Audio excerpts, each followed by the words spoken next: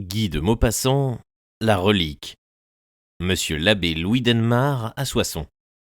Mon cher abbé, voici mon mariage avec ta cousine rompue, et de la façon la plus bête, pour une mauvaise plaisanterie que j'ai faite presque involontairement à ma fiancée.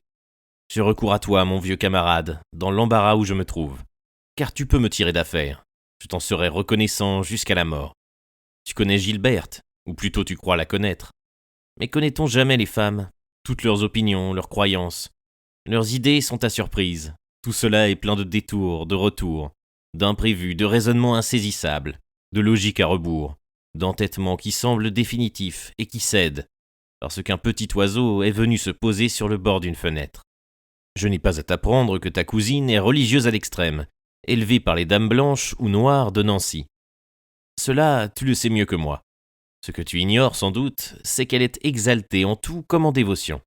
Sa tête s'envole à la façon d'une feuille cabriolant dans le vent. Et elle est femme, ou plutôt jeune fille, plus qu'aucune autre, tout de suite attendrie ou fâchée, partant au galop pour l'affection comme pour la haine, et revenant de la même façon. Et jolie, comme tu sais. Et charmeuse plus qu'on ne peut dire. Et comme tu ne sauras jamais. Donc nous étions fiancés. Je l'adorais comme je l'adore encore. Elle semblait m'aimer. Un soir, je reçus une dépêche qui m'appelait à Cologne pour une consultation suivie peut-être d'une opération grave et difficile. Comme je devais partir le lendemain, je courus faire mes adieux à Gilberte et dire pourquoi je ne dînerais point chez mes futurs beaux-parents le mercredi, mais seulement le vendredi, jour de mon retour. Oh, prends garde au vendredi, je t'assure qu'ils sont funestes. Quand je parlais de mon départ, je vis une larme dans ses yeux, mais quand j'annonçai ma prochaine revenue, elle battit aussitôt des mains et s'écria « Quel bonheur, vous me rapporterez quelque chose !» Presque rien, un simple souvenir, mais un souvenir choisi pour moi. Il faut découvrir ce qui me fera le plus de plaisir, entendez-vous? Je verrai si vous avez de l'imagination. Elle réfléchit quelques secondes, puis ajouta « Je vous défends d'y mettre plus de 20 francs. Je veux être touché par l'intention, par l'invention, monsieur, non par le prix. » Puis, après un nouveau silence, elle dit à mi-voix, les yeux baissés « Si cela ne vous coûte rien comme argent, et si c'est bien ingénieux, bien délicat, je vous embrasserai. » J'étais à Cologne le lendemain. Il s'agissait d'un accident affreux, qui mettait au désespoir une famille entière. Une amputation était urgente. On me logea, on m'enferma presque. Je ne vis que des gens en larmes qui m'assourdissaient. J'opérai un moribond, qui faillit trépasser entre mes mains. Je restai 2 nuits près de lui, puis, quand j'aperçus une chance de salut, je me fis conduire à la gare. Or, je m'étais trompé.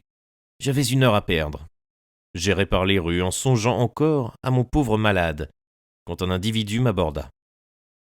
Je ne sais pas l'allemand. Il ignorait le français. Enfin, je compris qu'il me proposait des reliques. Le souvenir de Gilberte me traversa le cœur. Je connaissais sa dévotion fanatique. Voilà mon cadeau trouvé. Je suivis l'homme dans un magasin d'objets de sainteté, et je pris un bêtis morceau d'un os des 11 000 Vierges. La prétendue relique était enfermée dans une charmante boîte en vieil argent qui décida mon choix. Je mis l'objet dans ma poche et je montai dans mon wagon. En rentrant chez moi, je voulus examiner de nouveau mon achat. Je le pris, la boîte était ouverte, la relique était perdue. J'eus beau fouiller ma poche, la retourner, le petit os, gros comme la moitié d'une épingle, avait disparu.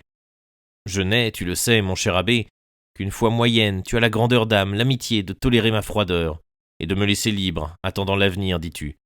Mais je suis absolument incrédule aux reliques des brocanteurs empiétés.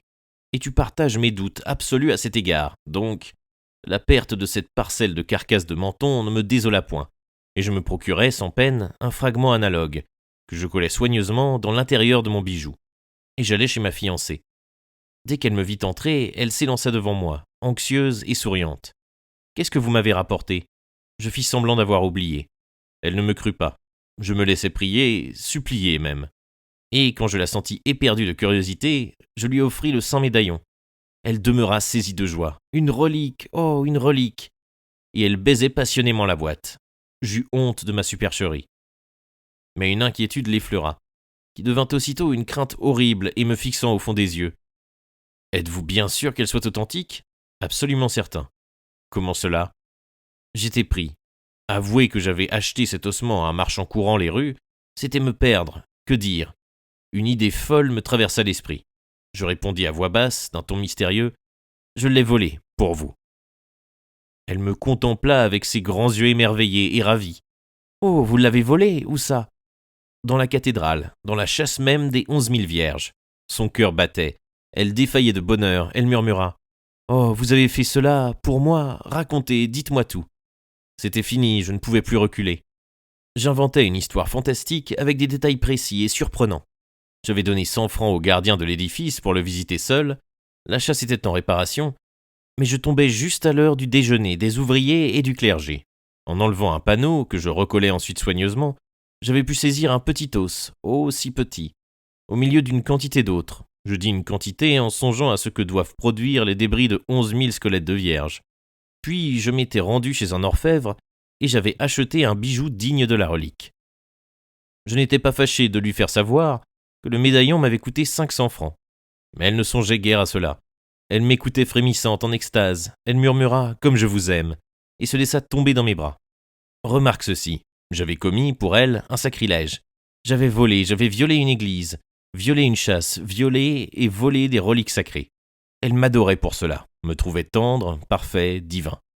Telle est la femme, mon cher abbé, toute la femme. Pendant 2 mois, je fus le plus admirable des fiancés. Elle avait organisé dans sa chambre une sorte de chapelle magnifique pour y placer cette parcelle de côtelettes, qui m'avait fait accomplir, croyait-elle, ce divin crime d'amour. Et elle s'exaltait là, devant, soir et matin. Je l'avais priée du secret, par crainte, disais-je, de me voir arrêté, condamné, livré à l'Allemagne. Elle m'avait tenu parole. Or, voilà qu'au commencement de l'été, un désir fou lui vint de voir le lieu de mon exploit. Elle pria tant et si bien son père, sans lui avouer sa raison secrète, qu'il l'emmena à Cologne en me cachant cette excursion, selon le désir de sa fille. Je n'ai pas besoin de te dire que je n'ai pas vu la cathédrale à l'intérieur. J'ignore où est le tombeau, s'il y a tombeau, des 11 000 vierges. Il paraît que ce sépulcre est inabordable, hélas. Je reçus, 8 jours après, 10 lignes me rendant ma parole, plus une lettre explicative du père, confident tardif. À l'aspect de la chasse, elle avait compris soudain ma supercherie, mon mensonge et en même temps ma réelle innocence.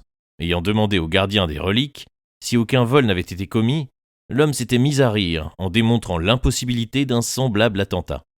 Mais du moment que je n'avais pas fracturé un lieu sacré et plongé ma main profane au milieu de restes vénérables, je n'étais plus digne de ma blonde et délicate fiancée. On me défendit l'entrée de la maison. J'eus beau prier, supplier, rien ne put attendrir la belle dévote. Je fus malade de chagrin. Or, la semaine dernière, sa cousine, qui est aussi la tienne, Madame d'Harville, me fit prier de la venir trouver. Voici les conditions de mon pardon. Il faut que j'apporte une relique, une vraie, authentique, certifiée par notre Saint-Père le Pape, d'une vierge et martyr quelconque. Je deviens fou d'embarras et d'inquiétude. J'irai à Rome s'il le faut, mais je ne puis me présenter au pape à l'improviste et lui raconter ma sotte aventure. Et puis, je doute qu'on confie aux particuliers des reliques véritables. Ne pourrais-tu me recommander quelque monsignor, ou seulement à quelque prélat français, propriétaire de fragments d'une sainte ? Toi-même, n'aurais-tu pas en tes collections le précieux objet réclamé ? Sauve-moi, mon cher abbé, et je te promets de me convertir 10 ans plus tôt. Madame d'Harville, qui prend la chose au sérieux, m'a dit « Cette pauvre Gilberte ne se mariera jamais. » Mon bon camarade, laisseras-tu ta cousine mourir victime d'une stupide fumisterie ? Je t'en supplie, fais qu'elle ne soit pas la 11 001e. Pardonne, je suis indigne, mais je t'embrasse et je t'aime de tout mon cœur. Ton vieil ami, Henri Fontal.